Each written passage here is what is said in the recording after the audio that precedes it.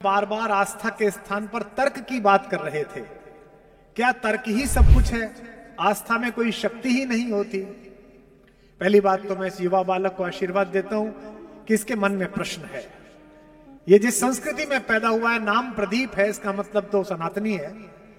हमारे यहां प्रश्न का आदर है।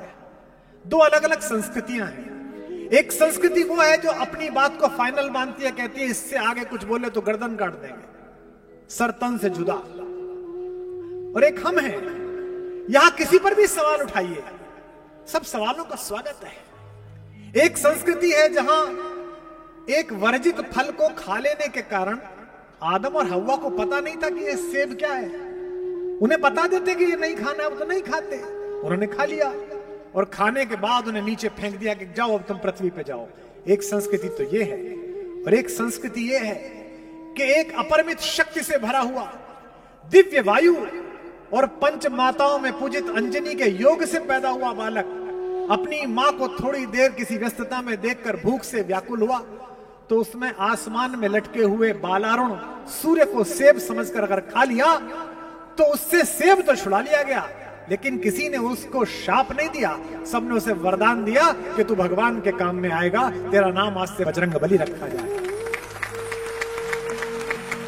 तो प्रदीप ने जो कहा है कि आस्था में कोई शक्ति नहीं है, क्या मैंने यह नहीं कहा कि आस्था में कोई शक्ति नहीं है। मैंने केवल यह कहा कि आस्था तर्क की कसौटी पर कसी हुई हो। आस्था है तो बड़ी अच्छी बात है, आस्था ही तो जीवन है। भगवान श्री कृष्ण ने भी अर्जुन से कहा श्रद्धावान लभते नरः। हे अर्जुन, जिसके पास श्रद्धा है उसे लाभ होगा। स्टेशन से आधी रात लौटते हुए जब कुत्ते भी ना भौंक रहे हो, आप जय हनुमान ज्ञान गुण सागर गाने लगते हो, इसके उच्चारण में आस्था की शक्ति है। यह जो रेलवे लाइन के कोने पर पड़ा हुआ एक गोल पत्थर या गंगा जी की तलहटी से हरिद्वार ऋषिकेश से लाया हुआ एक पत्थर आपकी दादी, आपकी मां पूजा गृह में रख देती है और उसी के दरवाजे पर माथा टेक देती हैं, इसी शक्ति का नाम आस्था है।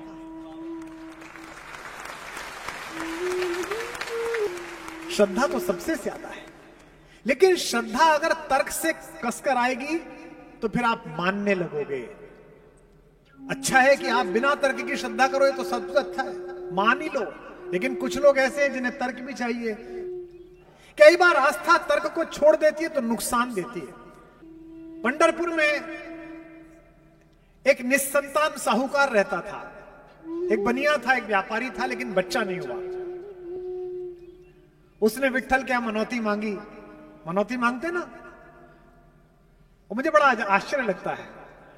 मेरा सौभाग्य है कि मैं विश्व भर के सारे तीर्थ स्थानों पर जाकर निवेदन कर चुका हूं। तो मुझसे शुरू में लोग पूछते थे क्या मांगा, तो मैं कहता था मैं तो कुछ मांग ही नहीं पाया। फिर कुछ लोग जो साथ के थे वो कहने लगते सोच के जाना सर, यहां मांगा हुआ पूरा होता है। फिर मैं निकला, बोले मांगा, मैंने कहा नहीं मैं भूल गया।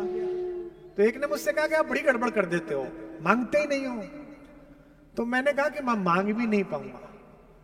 तो मेरे उस साथी ने पूछा क्यों नहीं मांग पाओगे। मैंने कहा अगर इसे भी बताना पड़ा कि हमें क्या चाहिए तो फिर ये किसका पिता और हम कैसी औलाद है,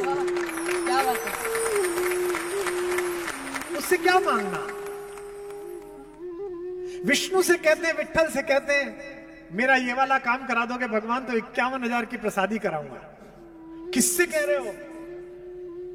इस पृथ्वी के गर्भ में भी जितने रत्न पड़े हुए हैं, इस समुद्र में भी जितने हीरे पड़े हुए हैं, उन सब की मालकिन महामाया श्री लक्ष्मी, जिसके चरण चापती हो, उसके पति से कह रहे हो तुझे 51,000 रुपए दूंगा। क्या मूर्खतापूर्ण बात।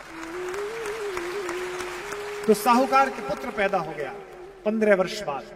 साहूकार ने मान्यता मानी थी कि विट्ठल अगर मेरे घर में आंगन में किलकारी गूंजी तो मैं तुझे सोने की करधनी पहनाऊंगा। करधनी जानते ना, वो तगड़ी जो बनती है। मनोकामना पूर्ण हुई। साहूकार इस पूरे अंचल के, पूरे मराठवाड़े के सबसे बड़े कारीगर एक सुनार थे, नरहरि, उनके पास पहुंचा। इसका प्रतीक देखिए, सुनार का नाम भी नरहरि है, नर के रूप में ही हरि। वो विट्ठल का अस्तित्व स्वीकार नहीं करना चाहता, तो वो शैव था, शिव का भक्त था, परम शिव भक्त। अघोरी एकदम। विट्ठल के मंदिर के सामने से गुजरे तो नजर नीचे कर ले तो मंदिर में ना देखना पड़ जाए। ऐसे भी लोग हैं, मुझसे लोग मिलते हैं, आप राम पर अच्छा बोलते हो पर तो मैं तो कृष्ण को मानता हूं। मैंने कहा वो भी राम को मानते हैं और राम भी उन्हें मानते हैं, तुझे पता ही नहीं है दोनों ठाकुर है, कुछ बड़े कह लेते कुछ छोटे कह लेते। तो नरहरि ने कहा कि भाई मैं तो जानता नहीं विट्ठल की मूर्ति कैसी है, मैं तो देखा भी नहीं, देखना भी नहीं चाहता, कैसे बनाऊं उनकी करधनी। तो सेठ ने कहा कि साहब चलिए जरा नाप तो ले आइए। बोले नहीं नहीं नहीं मैं नहीं जाऊंगा, तू नाप लिया मैं बना दूंगा। साहूकार गया, उसने नाप लिया, लाके दिया, करगनी तैयार हुई, जाके लगाई, भगवान को आई नहीं, 4 अंगुल छोटी पड़ गई। सेठ वापस गया, बोले अरे सुनार साहब आपने क्या बना दिए, तो आई नहीं विट्ठल को, छोटी पड़ गई। बोले अच्छा तूने तो नाप दिया, मैंने उतनी बनाई, 7 पीढ़ियों से हम लोग बना रहे हैं, कितनी छोटी पड़ी। बोले 4 अंगुल नाप के लाया हूं, 4 अंगुल बढ़ा दी। अब के नाप के गए, अब के 7 अंगुल बड़ी बन गई। देखो आनंद, फिर लौटा, बोले ये क्या बना दिया, 7 अंगुल। 7-8 बार ऐसा ही हुआ साहब, बने छोटी पड़ जाए बड़ी बन जाए। हाथ जोड़ के साहूकार बोला साहब मेरा बेटा 1 साल को होने का आ लिया, मनोकामना पूरी नहीं हो रही, आप ही चल के नाप लो। बोला नहीं नहीं, अरे बोले साहब आपने नाश कर दिया सारा मेरे सोने का। तो बोले एक ही शर्त पे जाऊंगा, मेरी आंख पे पट्टी बांध के ले जा, मैं नहीं देखना चाहता विट्ठल, मैं शिव का भक्त हूं। अब वो ले गए पट्टी बांध के, उसने विट्ठल की जैसे ही कमर नापनी शुरू की तो उसके हाथ में बागंबर प्रतीत हुआ जो शिव पहनते हैं। उसने कहा ये क्या है, ये तो विट्ठल की कमर है, इसमें बागंबर कहां से आया। उसने हल्की सी अपनी पट्टी नीचे करी और देखा ऊपर तो विट्ठल ने, फिर आंख पे पट्टी लगा ली, फिर देखा बागंबर। इस बार गड़बड़ हुई, थोड़ा ऊपर को हाथ बढ़ाया तो सर्प छुआ। उसने कहा ये सांप कहां से आया, विष्णु के सांप से क्या मतलब, मैं गलत मंदिर में तो नहीं आ गया।